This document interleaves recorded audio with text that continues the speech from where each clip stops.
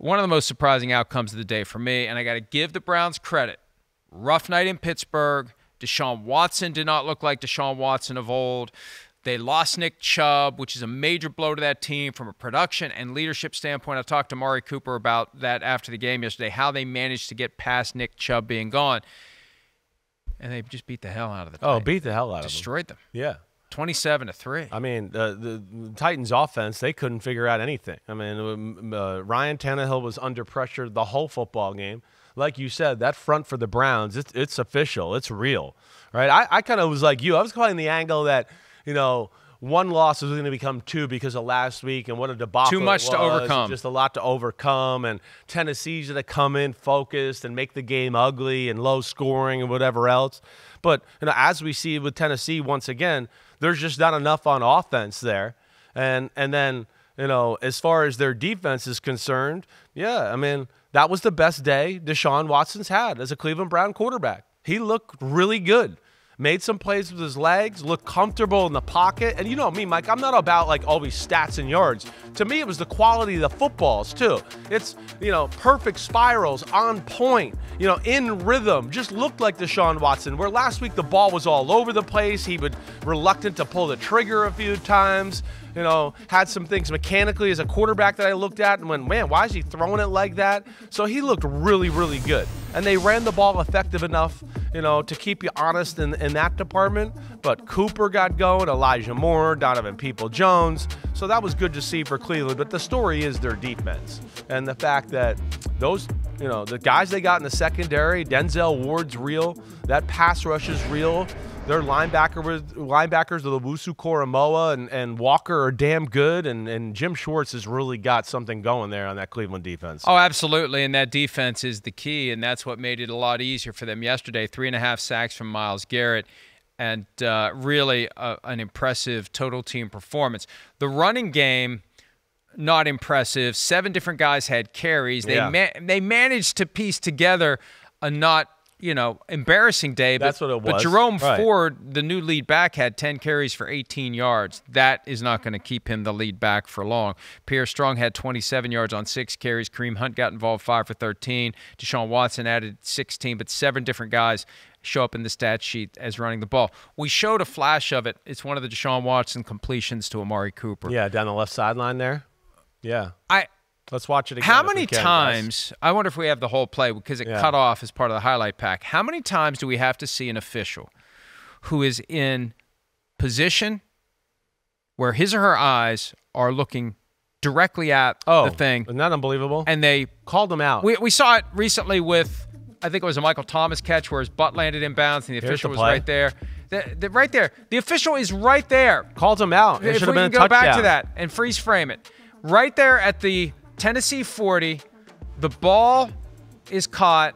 Amari Cooper never steps out of bounds, and the official is right there. There he is. What does he see there? And he killed it, and it wasn't inadvertent. And at first I thought they were going to explain after the fact it was an inadvertent whistle. No, and when you look at the official NFL summary of the game, all it says is, catch, pushed out of bounds at the 40. He's never pushed out of bounds. His foot does not go out of bounds. The official is right there looking at it. I know it's kind of close, but you're right there. You're not on the other side of the field. You're not 20 yards away. He not even. It's not close. It's not close. No. It's not close. Yeah. From that other angle, it looked it's inexcusable. Here's the only solution for this. The officials have to be full-time. And I know that people will say, well, they're still going to make mistakes. You're still going to have those moments. But you know what? When those moments happen, people like us can't say, well, if they were full-time, they wouldn't happen. Yeah, that's right. It's your full focus. It's your full job. You have meetings. You have sessions. You have seminars. You have drills. You don't make those mistakes. Yeah. You don't have the brain fart or whatever the explanation is. And I wish we had more transparency where someone like that would be available to answer their questions. Everybody else has to talk to the media about why you made this mistake, why'd you make that decision, why'd you do that? Hey, Mr. Official, in what part of your body was your head inserted when you thought Amari Cooper was out of bounds? Why don't they have to answer those questions? I hear you, man. I do. I don't get that. It's inexcusable. And plays like that can cost teams football games. If you can't take it, do something else. Big boy sport. Yeah. If you can't take the heat, do something else. Yeah. If you can't get it right, do something else. Yeah. So and I keep coming back to this, and I keep using the quote from Roger Goodell when the NFL hated gambling before they realized how much money they could make from it. Normal incidents of the game are going to create speculation of match fixing and point shaving. Normal incidents are going to create suspicion. Well, here's a normal incident. A mistake by an official. Blatant.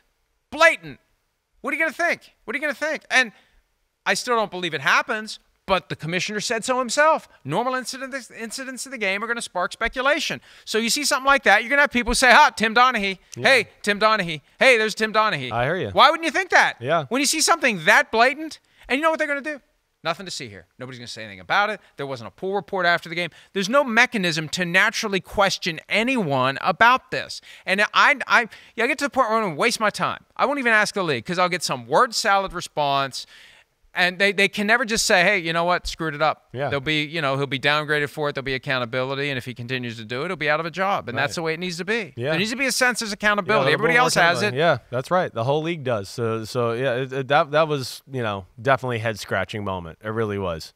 And it keeps popping up. And the thing is, it just kind of random. You never know it's going to help you. It's going to hurt you. We saw the Titans that pop up when they strip-sacked Derek Carr in week 1 and picked it up and ran for a touchdown. They blew the whistle. The Saints game, right? Yeah. So, I mean, it's just there's been a few then plays. blew the replay review to cover up the fact that they took away the touchdown. Yeah, that's exactly our opinion. Right. That's not necessarily fact. But the replay, it's like, well, you know what? If we leave the call as it was, we don't have to then deal with the fact that it really should have been a touchdown for the other team. But it's going to continue to happen. Welcome to football season. It's going to happen every week, multiple games, and they need to work harder. And if you have full-time officials, you at least remove the argument that these are part-time people who have their loyalties divided, they have their time divided, they're doing too many things. You got to let them focus and rest and be ready and not stressed and not thinking I got to travel here and I got to travel there. And what about my other job? And what about my family? It should be their only job.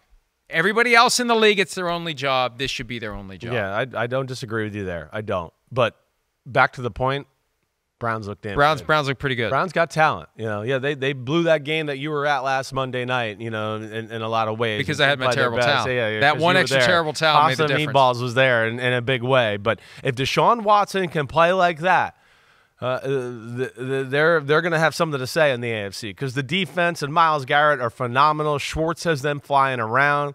And the one thing we wanted to see was, yes, okay, now Nick Chubb's hurt. They're not going to be able to just dominate people in the run game like they usually do. The Titans look like they sold out to stop the run yesterday.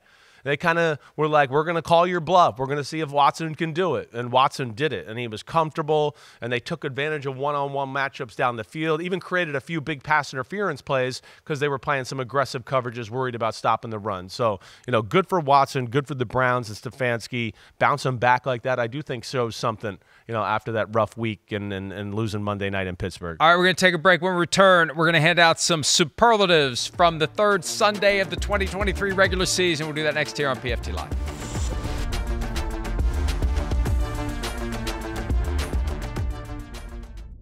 Hi, it's Mike Florio. Thanks for watching PFT on YouTube. Hit subscribe for the latest news and analysis from Pro Football Talk.